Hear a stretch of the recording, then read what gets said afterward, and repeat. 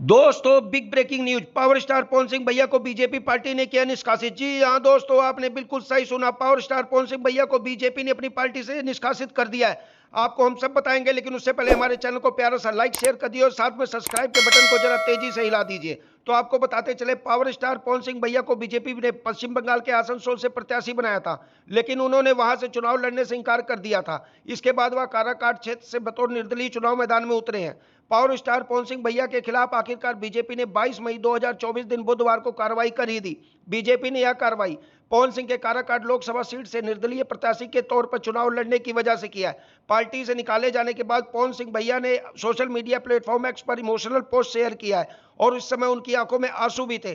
Power star Pawan Singh भैया ने post में लिखा, कल भी महाभारत में अभिमन्यु अकेला था, कृष्ण और पांडव के होते हुए चक्रु में घेर कर राक्षसों ने मारा था। आज भी रण में अभिमन्यु अकेला है, लेकिन जनता उसके साथ है। बीजेपी ने पवन सिंह के नाम पत्र जारी किया।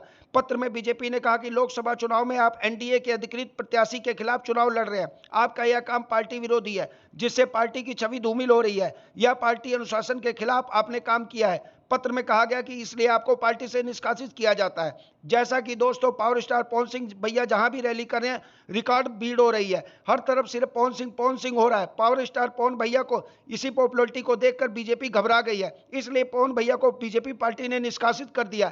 आपको बता दें कि एनडीए की तरफ से काराकाट संसदीय क्षेत्र से राष्ट्रीय लोक मोर्चा के प्रमुख उपेंद्र कुशवाहा चुनावी मैदान में है, जिनका मुकाबला महागठबंधन के प्रत्याशी भाकपा माले के राजा राम सिंह से माना जा रहा है। दोस्तों, आपकी क्या राय है? बीजेपी पार्टी ने क्या पवन सिंह भैया के साथ ठीक किया?